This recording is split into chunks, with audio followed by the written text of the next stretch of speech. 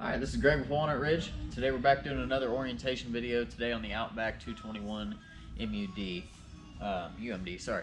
So we'll start up here in the front with your LCI power tongue jack. And these are fairly self-explanatory. They got an on and off switch for the light. And then you have simple extend and retract buttons. That's going to help you level front to back and also help get it on the truck. On and off the truck. So easy to work. You also have, just in case something ever happens, you lost battery power, charge line goes out on the truck, you have this little cap you can pull off, and inside there's a crank. You can crank it up manually or down manually if you ever had to. Under this, we got two 30-pound or 7-gallon LP tanks. Both of them are full time of pickup with us. So these have an auto-adjusting regulator, or auto switchover regulator as they call them. So basically what it'll do, it has two different ways you can run it. You can either run with one tank off and one tank on. And if you do it like that, you want to have this supply, this little switch pointed at the one that's on. And what it'll do is when there's actually LP in the tank, this dial here will be green. It'll run off this tank first. Once that tank's empty, this dial will go red like it is now. And once you notice that your flames are starting to die down, or maybe your furnace won't kick on, come out here, you see that that's red. Okay, you know that tank's empty. I'll flip it to my next tank, turn this one off, turn this one on, and then I can go from there and get that tank filled, and then I can I'll run off this tank. Or you can run with both tanks on, and whichever way that the lever is pointing, it's going to draw off that tank first. Once that tank is empty, that dial will go red once again, but it'll automatically start pulling from this tank at that time. So that way your furnace wouldn't quit on you, or if you're running your fridge off gas, it's not going to shut off and your fridge lose coldness and ruin your food. So that's the two-way the tanks can run. You can't run them while you're driving. If you had to run your fridge while driving, that is possible. Just make sure you shut the fridge off, no open flames while fueling. Go ahead and put this cover back on. Got tabs at the bottom if you wanted to bungee strap it underneath. You also might want to make sure that the lid on top, the little unlocking nuts to get in there, are always facing forward. That way the wind doesn't catch it and rip it off, because that can happen. Behind that, you'll have one 12-volt deep socket marine battery. The battery is going to supply your lights, water pump, things like that in the coach. You'll always want to have a working battery on the coach while traveling, because that controls your breakaway cable, so in case the unit ever came unhooked from the truck, it would yank the cord out and it would lock up the brakes on the trailer. So always have a working battery on your trailer at all times when using. I have a light up here on the front that's just going to do this nice big LED strip, which is really bright at night. It's really nice to have. Go ahead and look at your water heater. You got a standard 6-gallon Suburban water heater, gas and electric operation. So what we want to do is, you have an anode rod. This is your drain plug slash anode rod. Basically what it does is the bad impurities in the water, they attach to this rod, and instead of attaching to the walls of the tank. So every time you use this and you take it out, it's going to look corroded and going to have some white powdery residue on it and stuff. So a lot of times you can just take a wire brush, clean that off, stick it back in, and use it again the next time. You'll know when to replace it. It'll get about coat hanger thin, pieces start falling off of it. Never hurts to have another one of these handy, but they should last you a good 6 months, maybe even longer depending on how often you use the coach. It's an 1/16" socket, so what you want to do is at the bottom you want to stick that drain plug in there. Go ahead and start it with your hands, and sometimes you got to lift up on it to get it started. Just thread it in there, and then go ahead and tighten it up, snug it down. Make sure there's thread tape on there so you don't so it doesn't leak. From there you can fill up your water heater by hooking up to your city water connection or to your fresh tank fill, which we'll go over. Hold this valve open. Once water starts pouring out of here, you know it's full, and that's okay for it to get wet in there. Shut that valve, and then from there, if you want to use the electric, if you're plugged in, you have one switch here on the outside. It's on the bottom corner. Flip that switch on. And then you have another switch on the inside. I'll show you. Flip that switch on. After about 30 to 45 minutes, the water should be hot, and it'll run just like it would at your house. Once the hot water depletes, it'll start running again. Just got a single element down in there. You can also run it off your propane if you want. So if you want a little bit faster recovery rate, or to get hotter quicker when you first get somewhere and you want to take a shower or something, you can turn your gas on, flame will light out here as long as your tanks are on, and it takes about 15-20 minutes and it'll get hot from that standpoint. You can also run them both at the same time, so you can run the electric and then have the gas as a backup for when you do start running out of hot water. It'll kick on and help it recover a little bit faster. But it is only 6 gallons, so you got to kind of learn how to shower and do dishes and things like that quickly.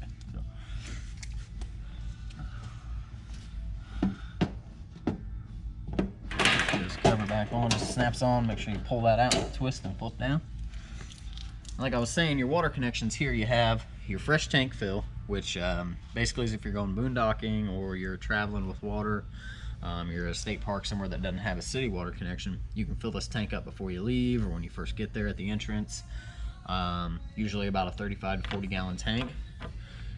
From there, fill that tank up, stick your hose in there till it starts shooting out, that way you know it's full. Turn your water pump on the inside, and it's the same thing as the city water connection, you just have a limited supply. Now the city water is the easiest one. You'll want to hook up your hose from the spigot at the campsite. You'll want to run that from a pressure regulator into the hose. Always use a pressure regulator to keep the lines having a constant 45 to 50 psi pressure running through them, so you don't blow out any fittings or anything like that. And then just turn it on and go. It's no different than you're being at home. Unlimited water supply. Can't make it back this way. There's not much back there you'll want to see anyways, but you do have 4 stabilizing jacks on the unit with the cranks are inside. It's a 3/4 inch crank on there, so if you want to save you some time, just get you a drill or an impact to run them up and down like that. Those are not made to level, those are only made to stabilize. You'll want to level off your front jack for front to back leveling, and then side to side if you have to. You drive up on Lynx levelers or something similar, lower those down until they snug up to the ground, and then you're good to go from there. So we'll move around to this side. Got a nice big storage in here, but the biggest thing I want to show you is right here on the side you have a battery disconnect. That switch is either on or off.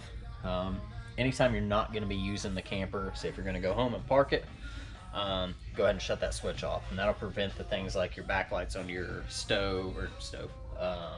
your radio, LP leak detector, and things like that from draining your battery. It's essentially just removing the negative from the battery, but it's a lot easier way to do it.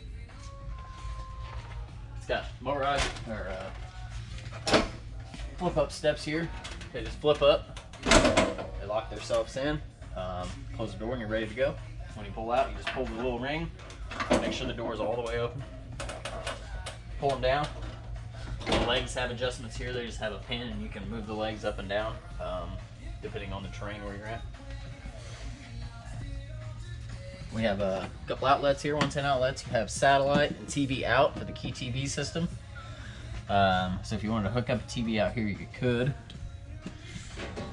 And then back here, you have the actual key TV, your main hookup. So if you have satellite, a little Playmaker or something like that, or if the park does have cable, you'll supply into here. And basically with the key TV is it'll run to each, if you're hooked into cable, it's going to supply each key TV coax that's in this unit. Same with the satellite. So before you had to run a line to each TV, and with the key TV they've taken away that. We do have more videos on the key TV system that explains a little bit more in further detail. You have an outside shower here, self-explanatory, hot and cold, just rolls itself back in there and close it up.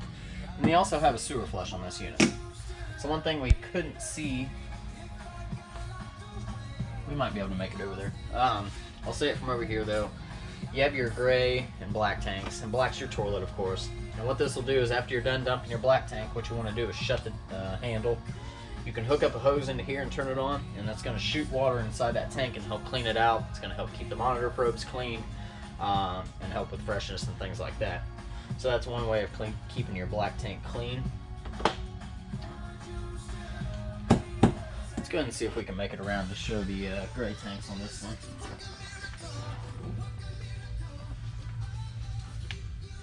Kind of can. Down here you have 2 handles. This one's hard to see, but you have a gray handle on the right and then a black handle on the left. Black is your toilet, like I said before, and then gray is your bathroom sink, kitchen sink, and shower. It's always best to pull your black tank first, so when you get to your dump site, you want to hook up your hose onto this outlet here, put that into the ground or whatever they have at the campsite. Pull your gray tank until it's completely done emptying, shut it, and then you pull your black tank and let it drain from there. One thing you'll always want to remember with that is always make sure those tanks are shut before you start to use the camper. You have a 30 amp detachable power cord on this unit. Just unscrews, got a tightening ring here, turn it, pull it out.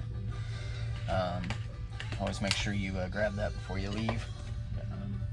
Put that up in your front storage.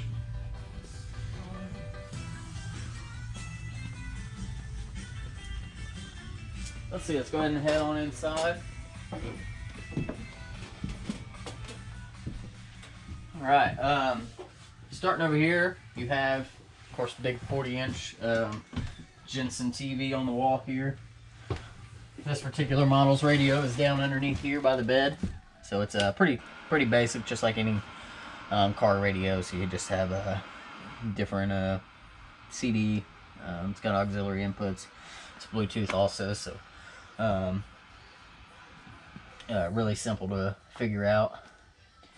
See, we got a laundry hamper chute in this one, so if you want to put a laundry basket down there and throw your clothes.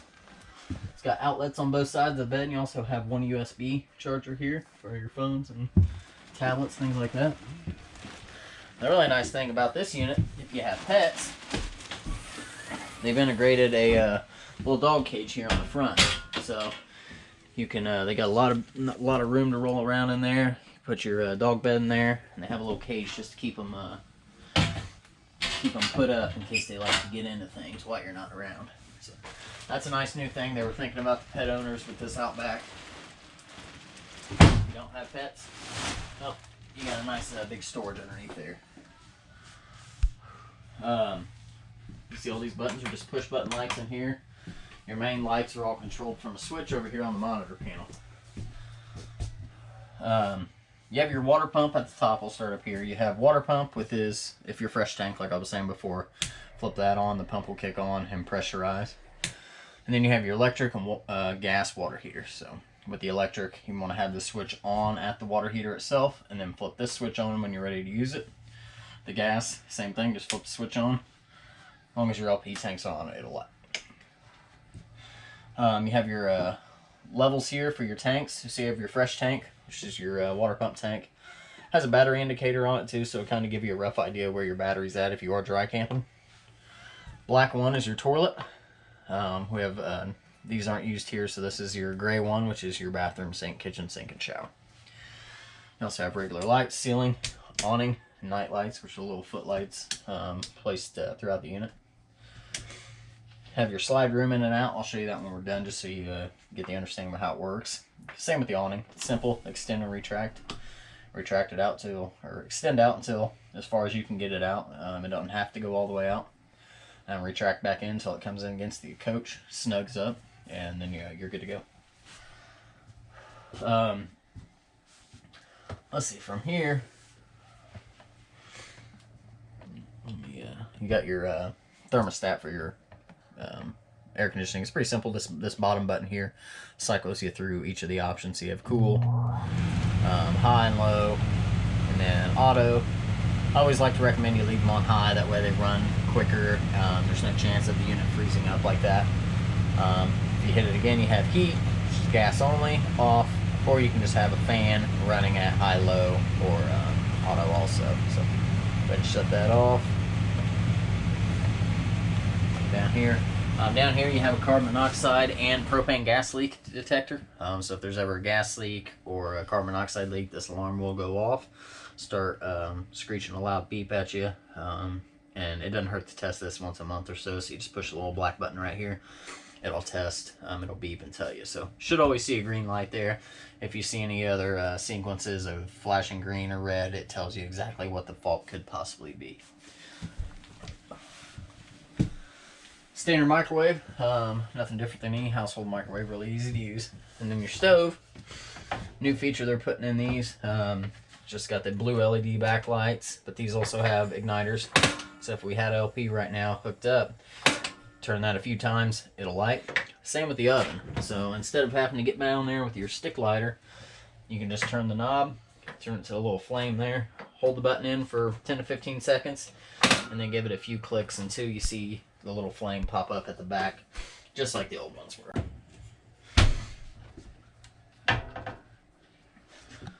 You have fan, lights underneath over the stove also. And the bathroom, pretty self-explanatory. You have a GFCI outlet over there on the left. So you always want to check that. If you ever see a light on there, then it just resets, just like in most houses. Toilet has a foot pedal flush, which you just barely push on it with your foot to fill it up with water. And then after you're done, just hold it all the way down, and it'll flush. And then fill it up again. Shower, self-explanatory. Let's see, what other features do we have? We do have the Dometic refrigerator. So 2 buttons, really simple to work. You have the on and off button, and then what they call auto or gas. I always leave it in the auto mode at all times. And let's say I want to start using it and I'm plugged in. I'll come out here, I'll turn it on. It's in auto, so it's automatically going to run off electric first if it's there. If it got unplugged for any reason or power shut off, it's automatically going to switch to the LP gas as long as the tanks are left on. So that's the way I leave it at all times. The gas only mode, just in case you're ever maybe you're at home or something and you don't have the amperage to run your AC or something like that, you could flip this to gas only, and then that way you free up your amps to run other things inside the coach. So most of the time you'll be leaving it on auto. These do take about 8 to 10 hours to get cold, if not a little bit longer, so always give it the time. Don't check on it every hour and see if it's cold, because you're going to let all that cold air out. If you have any other questions about anything, you should see a blue bag inside your coach at some points, usually in one of the drawers. It's going to have all the manuals for all the appliances in the unit. Let's see, other than that, of course this breaks down into a bed. There's not too much else on here except for your AC. Of course you have AC dumps. If you when you're running it, if you open these up, it's all going to blow down in here. If you want to close them, then it'll start pushing to these white vents that are throughout the coach. These all do rotate, so you can have it blow whichever way you want. One thing I will, as a troubleshooting guide, just always make sure that if you have an AC vent that is near your thermostat, make sure that it's not blowing right at the thermostat, or it could cause it to kick off prematurely. So I think that's pretty much it.